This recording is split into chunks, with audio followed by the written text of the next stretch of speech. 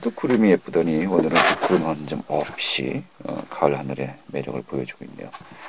자, 예쁜 가을날의 좋은 책과 함께 보시죠. 월요일의 책갈피, 오늘도 안정환 작가 자리했습니다. 어서 오시죠. 네, 안녕하세요. 네, 반갑습니다.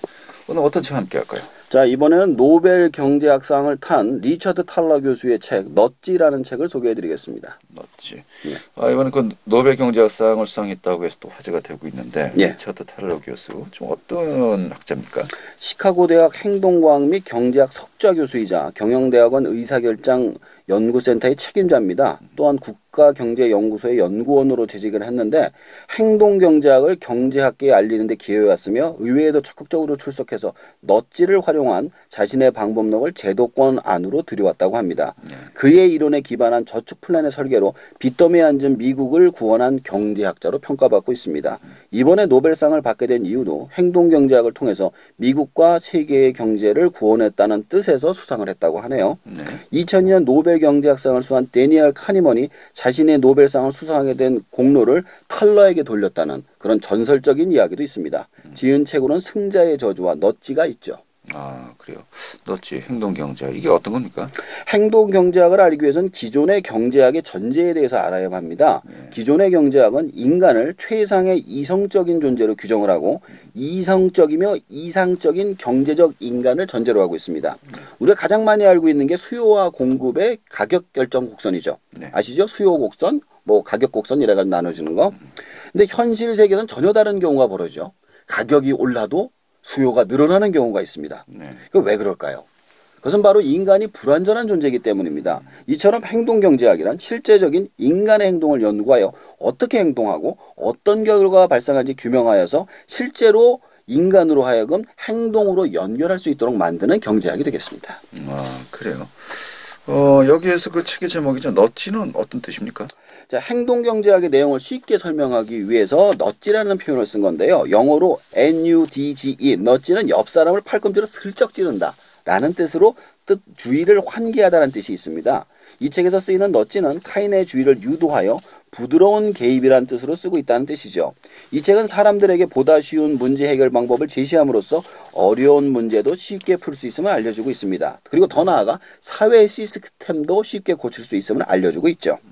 지금 예를 들어서 어떤 게 있는 걸까요? 자, 예를 들면 이런 겁니다. 남자 화장실에서 소변을 남자들이 정확하게 보지 않는다. 그럼 기존 경제학은 이렇게 했어요. 정확하게 조준한 사람이 상금을 준다. 그리고 그렇지 않은 사람의 벌금을 문다. 이게 기존 경제학 방식입니다. 근데 이런 식으로 극단적으로 나눠진 게 제3의 방법이 파리 모양의 관역을 그려놓는다였어요. 아, 이 소변기 가끔가다 있어요. 예. 네. 이렇게 그려놓은 다음에 뭔 일이 생겼느냐. 소변기에 정말 많은 문제가 이렇게 80%가 해결됐다고 합니다. 우리가 이런 식으로 극단적인 선택을 하거나 강요를 받을 때가 많습니다. 책 속에서는 그렇게 우리가 사고하는 이유 자체가 교육받아온 극단적인 선택 자체가 문제가 있음을 알려주죠. 사회적으로 쉽게 해결될 수 있는 문제들을 아주 통계적으로 실험해서 보여주고 있습니다. 아, 그래요. 그럼 어떤 문제들을 구체적으로 해결할 수 있을까요? 가장 큰 문제 중에 하나가 현대사회에서 악플러 문제가 엄청 심각합니다. 책 속에서 이런 예가 나오는데요. 만약 어떤 상대에 화가 너무 나서 장문의 심한 욕설과 함께 이메일을 상대에게 보내기 직전에 이런 문구가 나온다면 당신은 이 글을 보내고 후회하지 않을 자신이 있습니까? 이런 문구가 나오면 어떻겠습니까? 아마 지우지 않을까요? 실제로 이런 글이 삽입된 후로 욕설이 난무하던 댓글의 창이 많이 정화됐다고 합니다. 근데 우리나라에도 이런 식의 방법을 갖다 사용하고 있더라고. 보니까 전화로 요즘 송금 사기가 하도 판을 치니까 송금을 할 때 이렇게 뜨더라고요. 혹시 지금 국세청, 정부, 관공서와 전화를 하면서 송금을 하고 있습니까? 저도 하다가 전화를 하다 깜짝 놀라더라고요. 확실히 제가 누군가에게 홀려서 송금을 하다 봤다면 취소 버튼 아마 눌렀을 것 같아요. 재밌네요. 다른 이야기는 또 어떤 게 있죠? 아주 개인적으로 혹시 담배를 피시나요?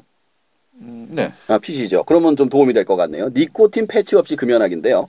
금연을 보다 구체적으로 할 수 있는 프로그램이라고 보시면 됩니다. 우선 금연하고 싶은 사람들에게 통장을 한두 개씩 만들게 합니다. 그리고 하루에 자신이 담배를 사는 만큼의 돈을 자동으로 이체되게끔 하는 거죠. 그리고 다음 6개월 동안 담배값을 이 계좌에 입금을 하는 것입니다. 6개월이면 꽤 되겠죠, 돈이. 만만치 않죠. 6개월 후 소변 검사를 하게 돼요. 그 고객이 소변 검사를 통과하면 돈을 돌려받고요. 통과하지 못하면 계좌가 폐쇄되고 잔고는 자선단체에 기부가 됩니다. 아하. 이것은 MIT 빈곤퇴치 연구소에서 실제로 수행한 프로그램이고요. 금연을 원하는 사람들의 목표 달성 가능성이 53%까지 올라갔다고 알 수 있습니다. 네. 이거보다 높은 어떤 금연 프로그램도 없었다고 합니다. 기부를 할 수도 있는 거고. 그렇죠. 기부가 되는 거죠. 내가 피면 기부가 되는 거고, 안 피면 돈을 돌려받는 거고. 근데 하여튼 다른 그 시도보다는 굉장히 금연 성공률이 이 절반 이상이면 높은 거네요. 네, 그렇죠. 또 다른 뭐 실험 이야기는 어떤 게 있습니까? 플레이밍 기법이라는 게 있습니다. 이게 틀을 정하면 결과가 달라진다는 건데요. 다른 말로 긍정의 심리학, 부정의 심리학이라는 겁니다. 우선 어떤 환자하고 이야기를 할 때 전혀 받아들이는 게 근데 수술을 해서 10명 중 1명만 죽는다고 이야기할 때랑 10명 중 9명이 살 수 있다고 이야기할 때 똑같은 얘기거든요. 그렇죠. 근데 대부분이 부정적으로, 그러니까 앞의 경우는 부정적으로 한 명이 죽는다 그럴 때 한 명이 죽는다 그럴 때는 부정적으로 받아들이고 9명이 산다 그러면 긍정적으로 받아들인다는 거예요. 이처럼 어떤 사람이 선택의 문제에 있어 긍정적인 걸 극대화시키면 확률이 90%까지 올라간다는 것이죠. 네. 뭐 저런 얘기와 비슷하네. 뭐 물잔에 그 물이 반쯤 들었을 때 반이나 찼네, 반이나 폈네. 네, 그렇죠. 좀 받아들이는 그 시각이 다른 겁니다만. 네. 그 외에도 뭐 다른 시험들이 또 있네요. 예, 또 있습니다. 다이어트에 이게 좀 좋을 것 같은데 여성분들이 아마 좋아하실 것 같은데요. 식사량을 줄이는 가장 좋은 방법이 이겁니다. 바로 작은 그릇에 먹는 거죠. 실험을 극장에서 했어요. 팝콘과 콜라를 가지고 했는데 크기별로 다른 집단에게 쭉 나눠주는 거예요. 실제로 결과를 보면 큰 그릇에 있는 사람이 훨씬 더 많이 먹었다는 사실을 알게 됩니다. 네. 자신의 식사량을 줄일 때도 마찬가지죠. 거기 그 외에도 장기 기증률 높이기, 결혼율 높이기, 저축률 높이기 등 엄청난 멋지의 기술들이 책 속에 들어가 있습니다. 네. 좀 나름대로 그 설득력도 있고 이해도 가는 부분이 있습니다만 또 어떻게 보면 인간을 너무 좀 자기 의지가 없는 심리학적으로 이렇게 좀 단순한 거에 이렇게 끌린다, 좀 좌우된다, 그런 또 결론을 도출할 수도 있겠습니다만 좀 반론은 없습니까?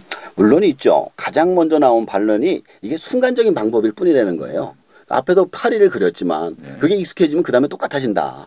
팝콘통을 바꿔봤지만 어차피 먹는 양은 똑같아진다. 이런 식으로 장기적으로 의미가 없다라는 그런 얘기도 있고요. 또 나쁜 방식은 기업들이 광고에 이용하면 더 큰 부작용을 할 수 있다. 네. 한마디로 얘기해서 큰 그릇에 먹으면 아니까 이제 큰 그릇만 파는 거죠. 그러면 더 많이 먹게 되니까 이런 문제점들도 있다라고 또 반론이 있습니다. 그래요. 그럼 이런 반론들에는 뭐 저자 어떻게 이야기하고 있습니까? 저자는 그 순간순간 인간을 관찰해서 행동경제 방식을 바꾸면 된다라고 얘기를 합니다. 기존의 경제학은 어떻게 하면 인간을 이성적인 존재로 규정을 하고 그다음에 이성적인 존재에 따라서 행동할 거라는 어떤 틀을 만들어 온 거예요. 구조. 그거를 한 건데 이건 거꾸로예요. 사람이 행동한 걸 보고 다시 구조를 만들어가지고 자극을 가하는 방식이기 때문에 지속적으로 연구해서 계속 자극을 가하면 된다는 거고요. 네. 또 한 가지는 기업들은 이미 넛지 방식으로 홍보를 다 하고 있다는 거예요. 왜냐하면 자신들의 경험 재원이 있기 때문에 이렇게 다 공부하지 않고 바로바로 쓰기 때문에 되려 더 많은 사람들이 넛지의 방식을 알면 안 속아 넘어간다라고 얘기를 해주는 거죠. 네, 알겠습니다. 저 어느 쪽에 동의를 하십니까? 저는 전자를 동의를 합니다. 그러니까 한마디로 해서 넛지에 대해 공부를 많이 해야지 개인한테도 좋고 사회한테도 좋다라고 생각을 합니다.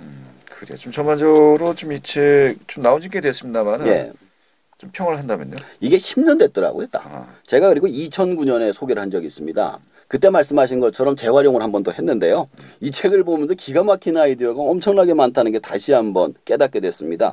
그리고 넛지라는 방식을 갖다가 사용할 때 주의할 점 한 가지가 이게 선택받을 확률을 높이는 거지 상대를 강요하면 이게 확률이 확 떨어져요. 아하, 예, 도리어. 예, 절대로 상대방한테 알려서는 안 되는 겁니다. 왜냐하면 반감을 갖기 때문에 자신을 바꿀 때, 상대를 바꿀 때 꼭 한번 써보시라고 읽어보시라고 권해드리고 싶습니다. 알겠습니다. 네, 오늘 잘 들었습니다. 고맙습니다. 예, 감사합니다. 안정환 작가였습니다.